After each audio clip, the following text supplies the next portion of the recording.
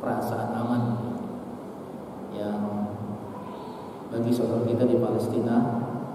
Allah, walaupun berita gembira terakhir kita dapatkan bahwasanya Israel menyampaikan gencatan senjata walaupun secara sepihak. Ini sebuah pertolongan dari Allah Subhanahu wa taala. Ini nikmat juga dari Allah buat mereka dan juga buat kita semua. Di tengah banyaknya juga dari internal kita umat Islam yang juga mencibir perjuangan mereka. Lebih khusus adalah saudara-saudara kita di Hamas. Jadi ketika Hamas mengikuti pemilu dan menang mutlak sehingga bisa mengambil posisi Perdana Menteri, lalu kemudian tidak lama kemudian dikudeta pemerintahan Hamas ini, maka sebagian saudara kita mengatakan itulah akibat berjuang tidak sesuai dengan sunnah. Karena demokrasi pemilu itu tidak sesuai dengan sunnah, kata mereka. Maka Allah tidak meridhoi. Akhirnya berakibat seperti itu.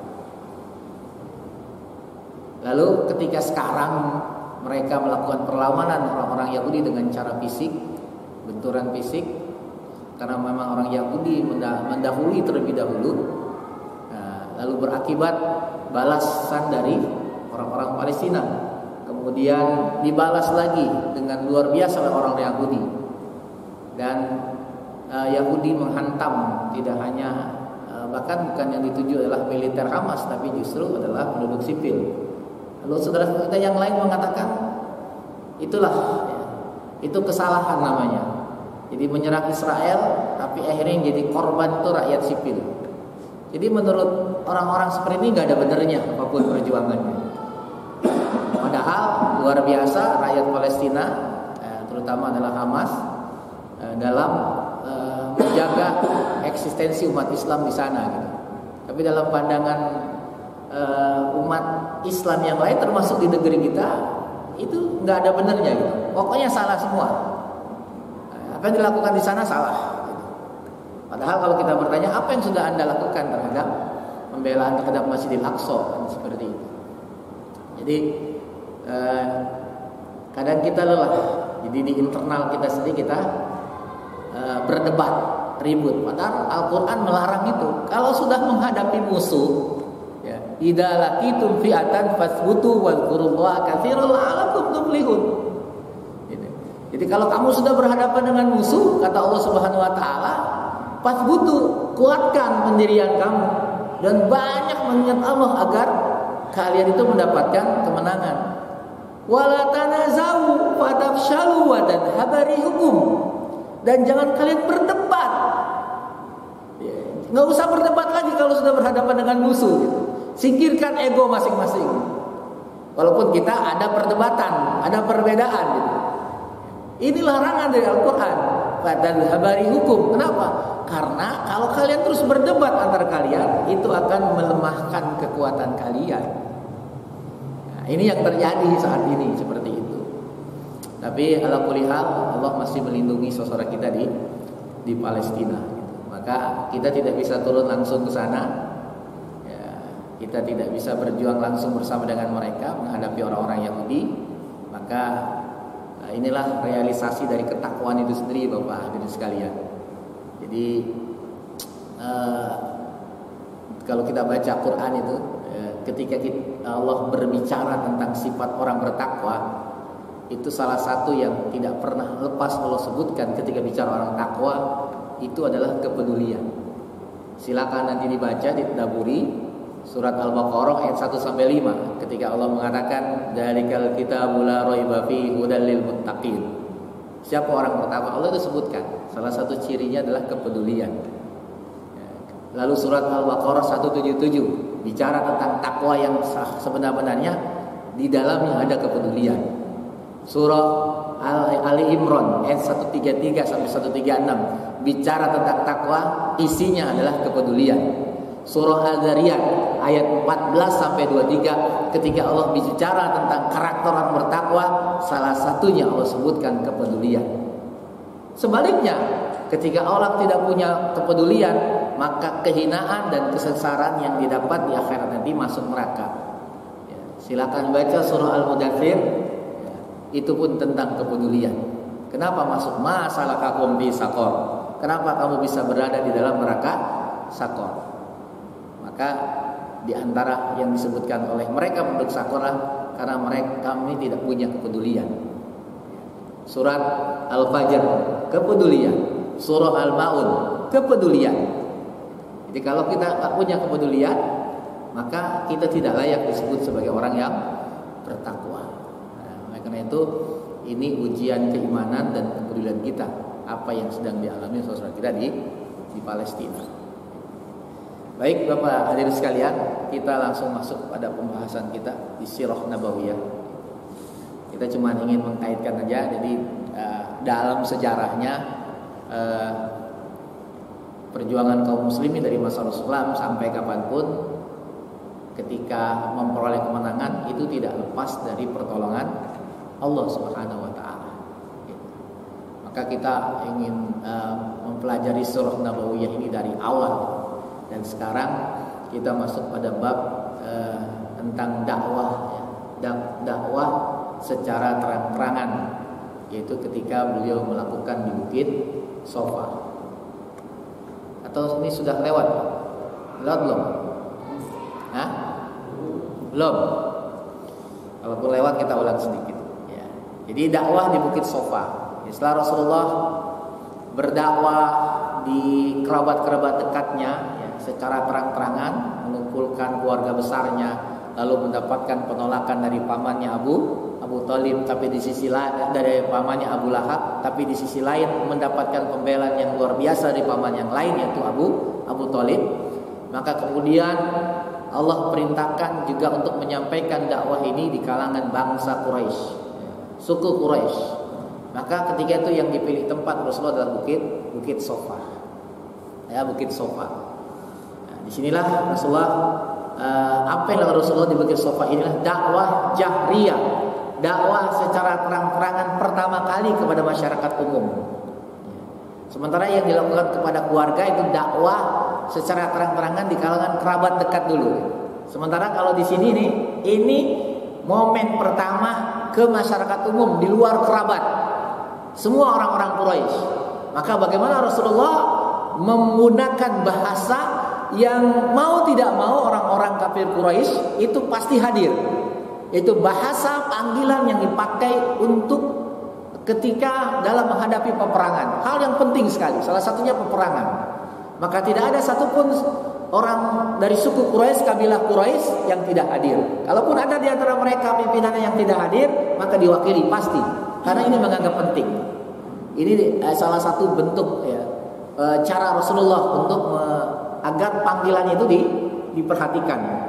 Maka berkumpullah semua.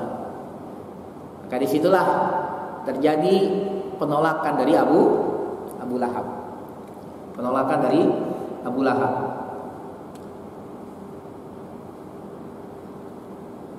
Ya Rasulullah, ketika sudah mereka semua berkumpul di Bukit Sofa itu, Rasulullah mengatakan, bagaimana menurut pendapat kalian kalau aku beritahukan bahwa ada segerombolan pasukan kuda di lembah sana yang ingin menyerang kalian, apakah kalian akan mempercayaiku? Jadi dakwah dengan cara mengajak dialog. Ini satu cara metode dakwah seperti itu. Maka semua orang-orang Quraisy sepakat menjawab, ya, kami tidak pernah tahu dari dirimu selain kejujuran. Ya. Kami tidak pernah mendapatkan sekalipun engkau berdusta, wahai Muhammad. Maka Rasulullah mengatakan, sesungguhnya aku adalah pemberi peringatan kepada kalian azab yang amat pedih. Jadi ini kata-kata yang pertama kali disampaikan Rasulullah di hadapan orang-orang kafir Quraisy.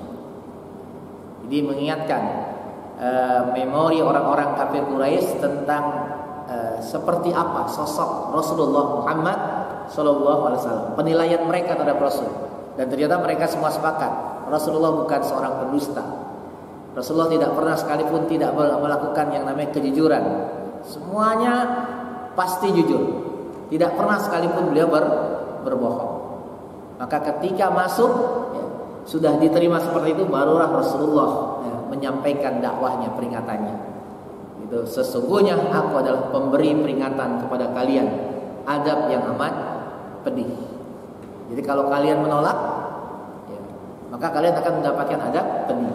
Jadi kata-kata Rasul ini persis seperti yang dikatakan Nabi Nuh kepada kaumnya. Ya, sebagaimana firman Allah dalam surah 7, surah Al-A'raf ayat 59.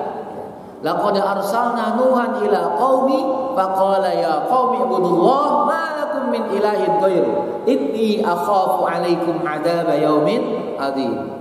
Sembahlah Allah di mana tidak ada Tuhan kecuali Dia. Sesungguhnya aku khawatir kalau kalian tidak sembah Allah, tidak mengikuti ajakan dakwahku, niscaya kalian akan ditimpa azab yang sangat pedih. Jadi bahasanya sama yang digunakan oleh Nabi Nuh dengan Rasulullah Muhammad sallallahu alaihi wasallam. Jadi diingatkan tentang azab yang pedih kalau menolak. Hadis ini hadis Bukhari dari Abdullah bin Abbas. Maka tiba-tiba muncullah seseorang yang tidak lain bukanlah paman Rasul sendiri, yaitu Abu Lahab, yang langsung menolak dengan mengatakan tabban laka ya Muhammad alihada jama'tana. Celaka engkau wahai Muhammad, untuk hal inikah engkau mengumpulkan kami? Cuman mendengar ocehanmu seperti ini, kamu mengumpulkan kami semua. Celaka kamu Muhammad. Maka setelah itu pun bubar. Rasulullah sempat berpikir, memikirkan apa yang dikatakan oleh paman ini Abu Lahab. Benarkah saya celaka?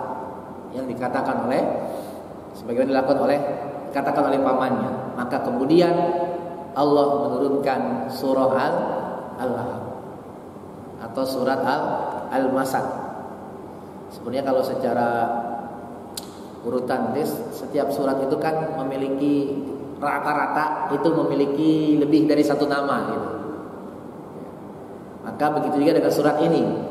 Jadi kalau di urutan ratingnya itu sebenarnya surat ini di rating pertama itu namanya surat Al-Masad gitu ya.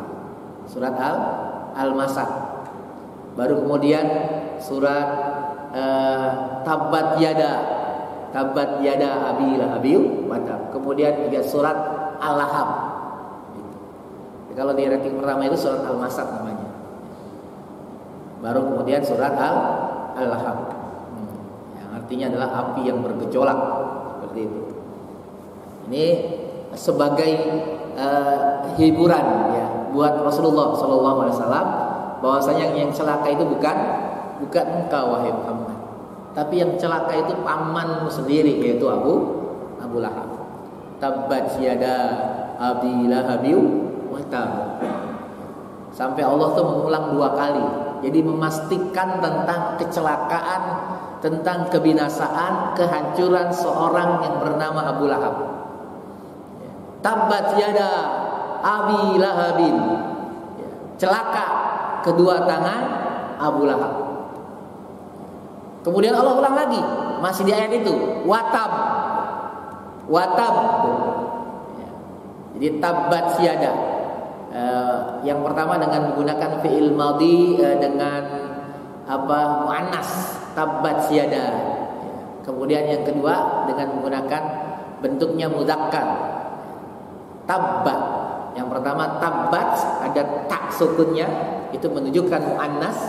Kemudian yang di ujungnya tabbat, tidak pakai tabbat yadi, tidak menggunakan tambah dengan tak sukun lagi.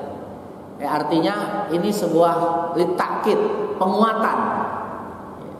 Jadi bahasa yang Allah gunakan, Abu Lahab itu benar-benar celaka. Makanya ayat ini menjadi bukti kemujizatan Al-Quran. Salah satu bukti kemujizatan Al-Quran itu bisa kita lihat dalam ayat ini. Bisa kita lihat dalam surat Al-Lahab ini atau surat Al-Masad ini. Di mana bukti mujizatnya? Karena sampai mati pun Abu Lahab tidak pernah ada keinginan untuk bertaubat, baik diucapkan maupun secara di dalam hati. Di Abu Lahab itu tidak pernah. Nggak ada perasaan menyesalnya, perasaan ingin taubatnya, nggak ada sama sekali. Baik diucapkan maupun di dalam hati. Kenapa? Kalau seandainya Abu Lahab itu bertaubat, atau minimal tadi ada keinginan dia untuk masuk Islam, maka gugurlah kemujizatan Al-Quran. Al-Quran gugur, batal bisa Al-Quran gitu. Ini sebuah bukti akan kemujizatan Al-Quran. Bahkan bukan hanya Abu Lahab, tapi juga istrinya. Jadi keduanya sama sekali tidak ada keinginan ya untuk bertaubat, untuk masuk kepada Islam, tidak ada sampai mati. Karena Allah sudah vonis. Jadi artinya orang yang masih hidup seger buger dengan kekayaan yang luar biasa, dengan kedudukan yang begitu terhormat, tapi sudah divonis masuk neraka. Orangnya masih hidup, berjalan kemana-mana pada saat itu, tapi Allah sudah pastikan dia masuk neraka.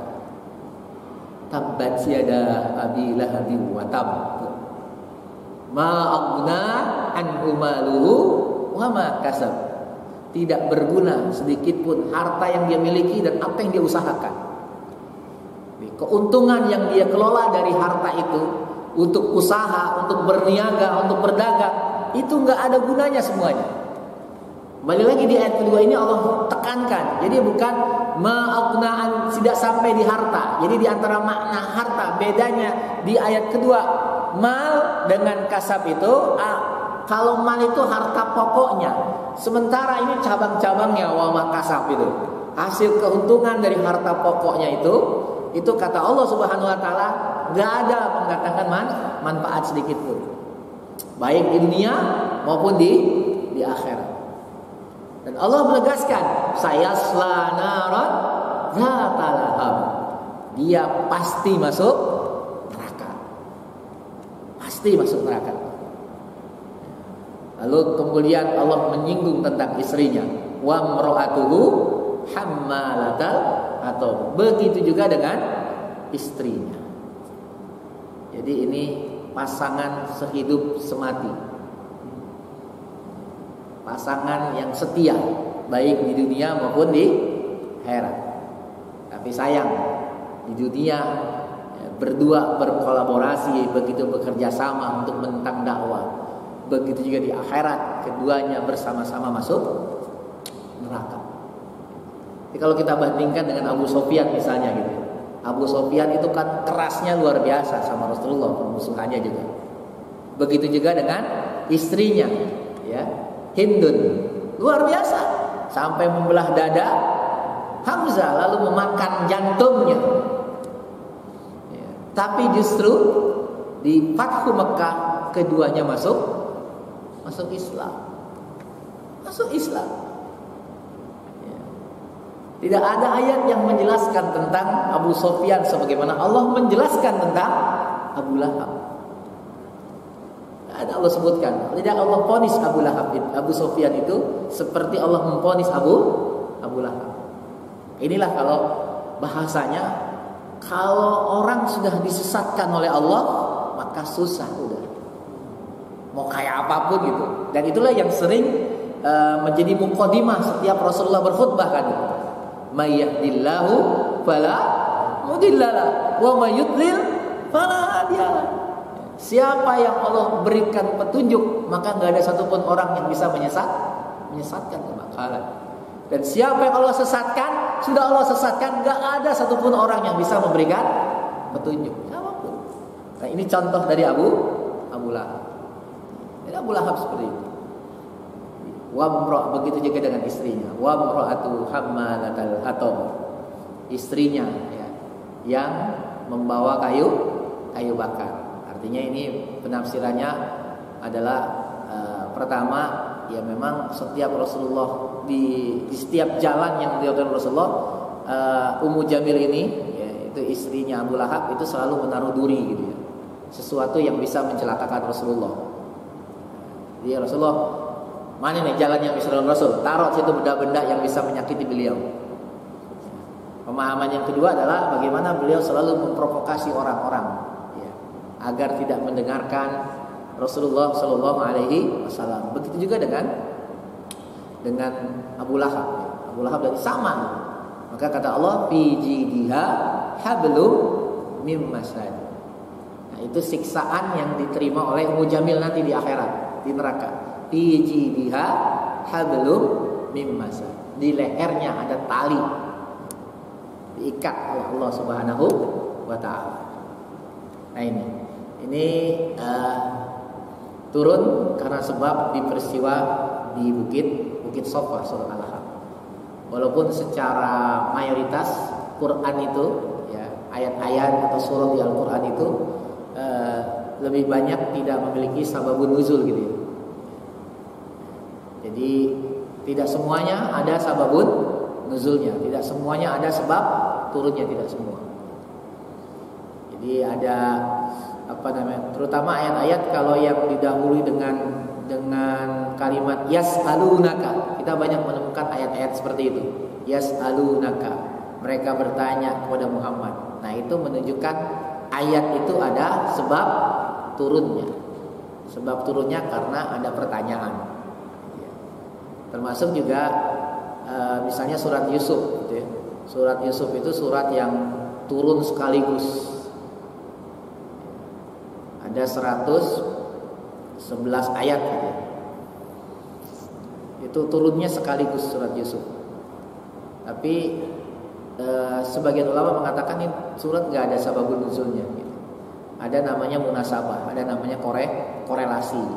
Turunnya surat Yusuf itu korelasinya apa? Korelasinya dengan peristiwa kesedihan yang dialami oleh Rasulullah SAW. Mulai dari wafat istri dan pamannya, kemudian hijrah beliau ke Thaif yang ditolak. Ya, setelah begitu juga dengan hal-hal yang menyakitkan beliau sebelum beliau hijrah, maka Allah menurunkan surat Yusuf ya, sebagai tasliyah, hiburan buat beliau. Ya, seolah Allah ingin mengatakan kepada Rasulnya dengan menurunkan surat Yusuf, wahai Muhammad, sesungguhnya kepedihan, kesedihan yang engkau alami ya, selama ini itu pun pernah dialami oleh saudaramu Yusuf. Ya, itulah sunnatullah bagi para pendakwah. Bagaimana Nabi Yusuf juga merasakan itu.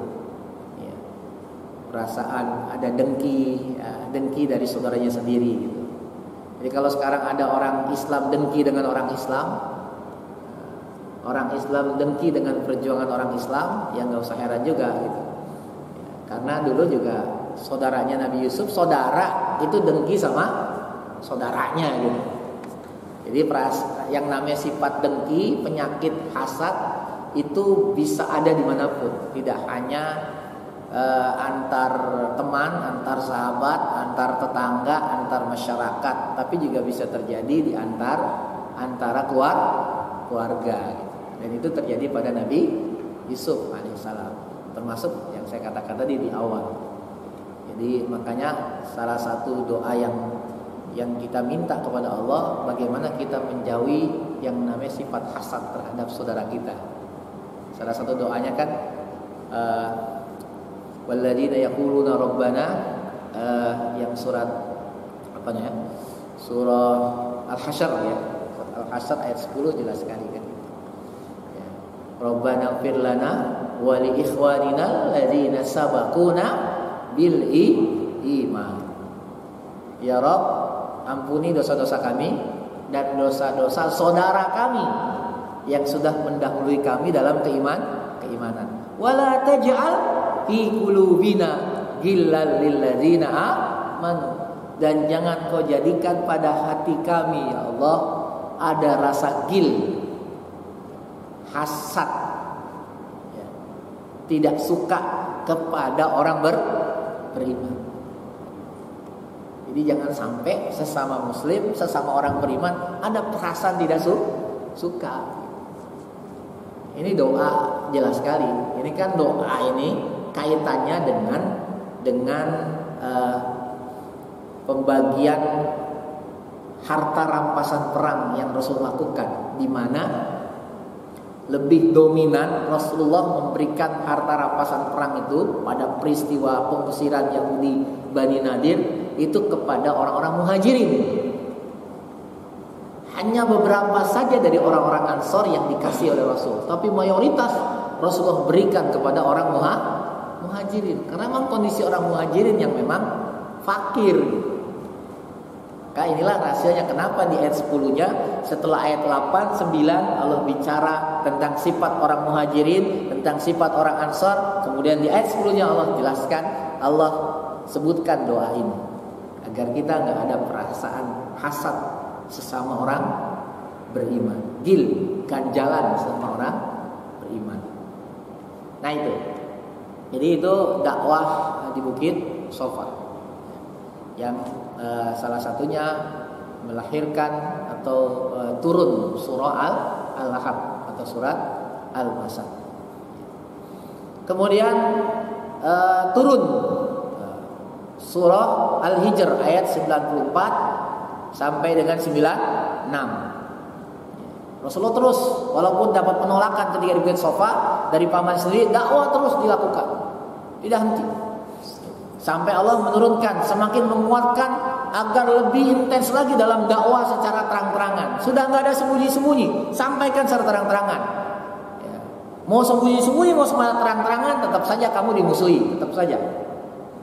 Maka Allah menguatkan dengan menurunkan surat Al-Hijr ayat 94 dan 96. Fasda bima tu'mar wa a'rid 'anil musyrikin.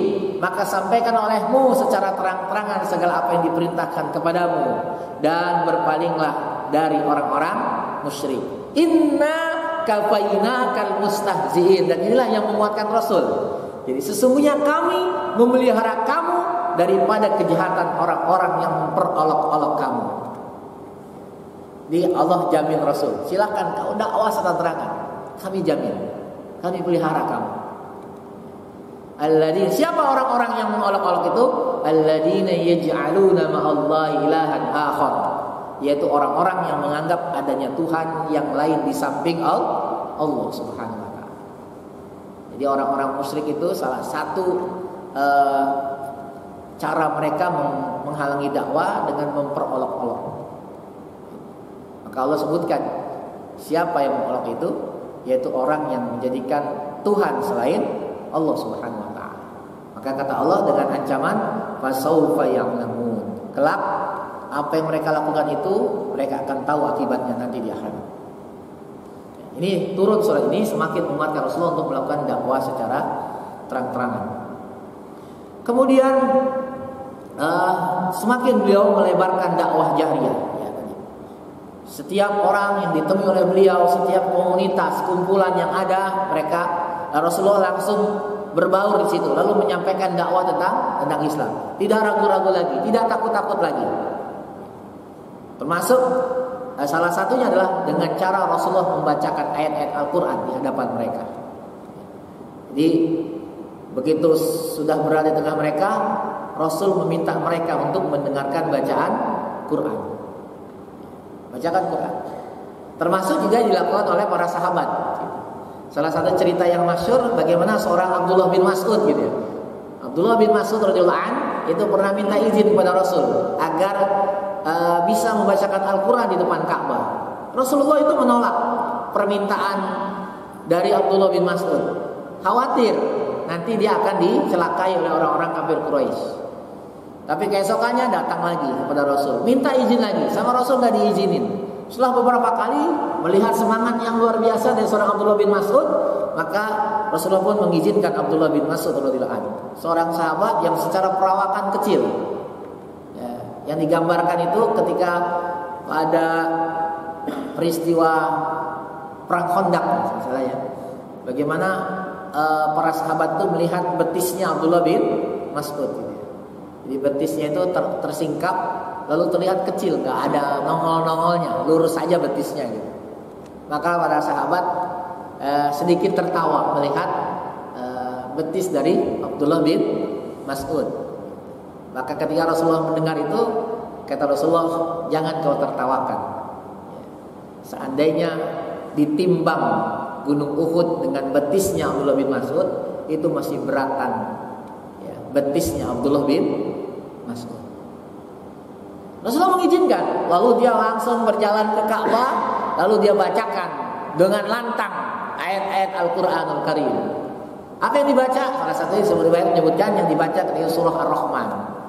Dia baca, dan kita tahu Abdullah bin Mas'ud itu seorang sahabat yang memiliki suara indah, gitu ya. Di samping ada Ubay bin Ka'ab. Makanya kalau sanad Quran itu biasanya itu jalur sahabatnya sahabat Abdullah bin Mas'ud. Nah, karena Abdullah bin Mas'ud itu sahabat yang paling banyak mendapatkan bacaan Al-Quran dari Rasulullah langsung dibanding sahabat yang lain. Jadi mayoritas sahabat dapat dari sahabat lagi gitu. Nah, di atas sahabat yang paling banyak langsung mendengar bacaan Quran dari Rasulullah adalah Abdullah bin Mas'ud. Maka dia pernah mengatakan, tidak ada ayat yang aku tidak tahu kapan dia diturunkan, apakah malam hari, siang hari, dalam keadaan apa, kecuali aku tahu, kata Abdullah bin Mas'ud. Ya. Maka dengan suara indahnya, ya, Abdullah bin Mas'ud membacakan Al-Quran. Ketika pertama kali mendengar suara Abdullah bin Mas'ud dengan bacaan Qurannya, semua orang yang mendengar ketika itu semua terkesima, semua tertegun. Wah, indah sekali yang dibaca oleh Abdullah bin Mas'ud. Tapi begitu selesai, ya, langsunglah pukulan, tendangan bertubi-tubi menimpa Abdullah bin Mas'ud sehingga dia jatuh pingsan. Apakah kapok? Oh, ternyata enggak. Besoknya datang lagi ke Rasul, masih dalam keadaan sakit yang dirasa. Ya Rasul, berikan izin saya lagi. Saya ingin bacakan Quran di depan Ka'bah. Sampai seperti itu. Ya, ini salah satu metode dakwah yang awal-awal dilakukan oleh Rasulullah dan para sahabat. Jadi memperdengarkan Al-Quran. Kenapa? Ya mereka orang Arab, mereka paham mana yang indah, mana yang tidak indah dari bacaan itu, dan tertegun mereka semuanya. Nah ini, jadi caranya, metode awal seperti itu, bacakan ayat Al-Quran. Kemudian juga yang ketiga, mempraktekkan ibadah di siang hari dan terang-terangan di depan Ka'bah. Jadi kalau sebelumnya ketika masih dakwah Syria, itu kalau mau sholat lari ke bukit, ngumpet sholat di situ, khawatir ketahuan. Rasulullah juga pernah ya ngumpet, walaupun Abu Thalib pamannya tahu, tapi didiamkan. Ya. Nah, begitu dengan para sahabat. Jadi udah nggak ada lagi, udah sholat di depan Ka'bah langsung, walaupun di situ ada tokoh-tokoh Quraisy. Ya. Udah nggak ini, ya. Sudah nggak takut lagi, walaupun resikonya luar biasa. Yang akhirnya dengan cara-cara seperti itu orang semakin tahu tentang Islam, mendengar tentang Islam, akhirnya banyak juga orang yang akhirnya masuk Islam. Hasilnya. Jadi tetap ada hasilnya, walaupun resikonya berat. Ya kan dakwah itu dakwah itu kan wajib disampaikan, dilakukan oleh setiap muslim. Cuman metodenya bisa saja berubah-ubah tergantung dengan kondisi gitu. Jadi metode itulah yang disesuaikan dengan zaman gitu ya, dengan zaman. Termasuk apa yang kita lakukan saat ini dengan ta'lim seperti ini, dengan cara menampilkan slide. Ini kalau dulu awal-awal ketika pakai slide itu masih ada orang yang kaku. Oh, zaman Rasul nggak ada nih pakai gini-ginian. Begitu. Ini nggak boleh begini-gini. Masa begini ceramah gitu. Itu awal-awal begitu. Jadi kaku sekali. Ribet juga kalau semuanya harus persis seperti Rasul. Padahal ini hal-hal yang sifatnya mutaghayyirot gitu ya. Hal-hal yang sifatnya tidak baku, masih bisa dikompromikan kan gitu. Maka kita perlu memahami itu yang namanya as-sawabit wal mutaghayyirot, sesuatu yang baku yang nggak bisa dirubah. Jadi kalau sawabit baku nggak bisa dirubah. Termasuk juga ya misalnya contohnya sholat, ya maghrib itu sawabit 3 rakaat gitu ya. Seperti itu. Dia mutaghayyirot, baru masuk pada yang mutaghayyir yang bisa disesuaikan dengan kondisi. Termasuk dalam dakwah ini. Dakwah itu wajib, itu sawabit jelas. Dalam penyampaiannya itu mutaghayyirot. Wasilahnya bisa berubah.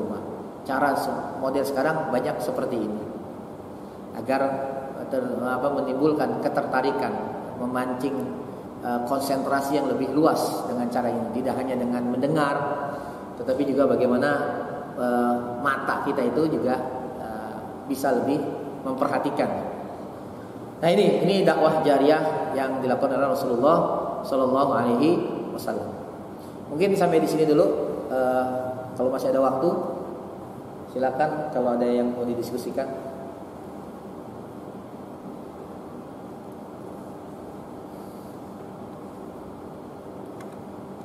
Ada yang ingin ditanyakan?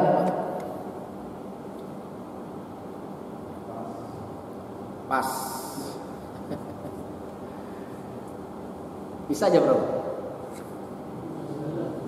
Hah?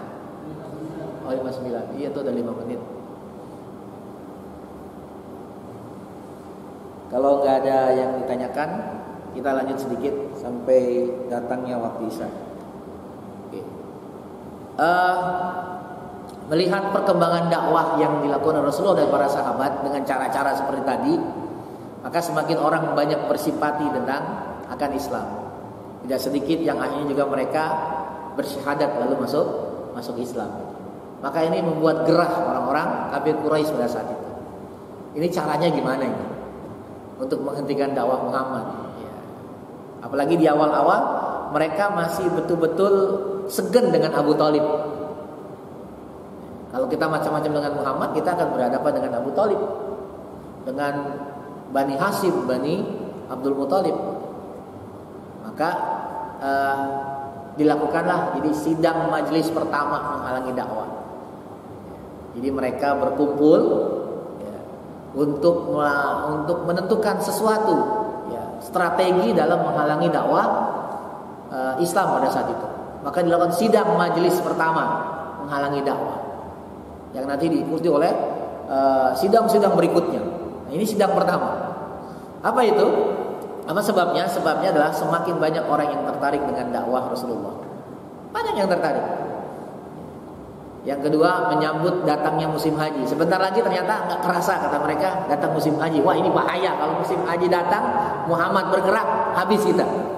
Semakin orang banyak mengenal tentang agama baru ini. Nah, caranya bagaimana nih? Agar kita Muhammad tidak bisa ngapa-ngapain ketika musim haji datang. Kan sama seperti sekarang.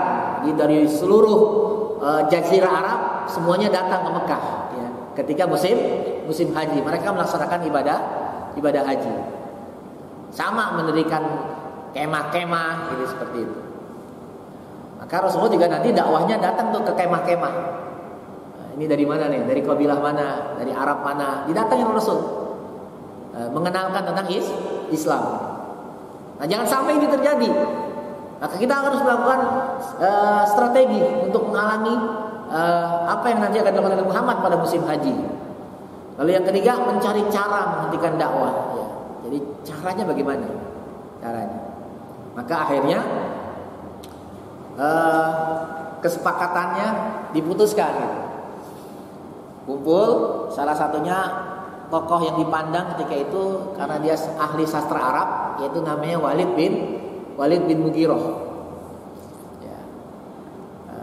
Kumpul, lalu kata orang-orang tokoh-tokoh Quraisy yang lain, Walid, silakan kau tentukan apa yang pantas kita labelkan kepada Muhammad. Kata Walid bin Mughirah, jangan tadi saya dulu. Aku ingin mendengar pendapat dari kalian tentang Muhammad itu bagaimana. Apa yang pantas buat disematkan buat Muhammad agar orang tidak tertarik dengan dakwahnya, dengan agama barunya. Oh, baiklah kalau gitu. Ada orang mengusulkan, bagaimana kalau kita katakan kepada semua orang, termasuk pada tamu-tamu haji yang datang besok pada musim haji, bahwa saya Muhammad itu dukun. Ketika disampaikan itu, kata Walid bin Mughirah, nggak pas kayaknya kalau dukun. Kenapa? Kita tahu dukun itu bagaimana cara kerjanya. Ya, kata Walid bin Mughirah, biasa qomat kamit kalau dukun itu. Qomat kamit, baca-baca mantra. Ya. Jadi seperti itu. Muhammad, yang dilakukan Muhammad ketika dia baca yang dikatakan wahyu itu nggak seperti itu, jelas sekali. Kalau dukun kan enggak. Ya. Kalaupun dia baca ayat gitu ya, baca ayat dicampur pasti. Ada sesuatu mantra yang disembunyikan. Campurannya itu. Kata Walid enggak cocok kalau dukun. Lalu kata yang lain lagi, bagaimana kalau kita sematkan dia sebagai orang gila?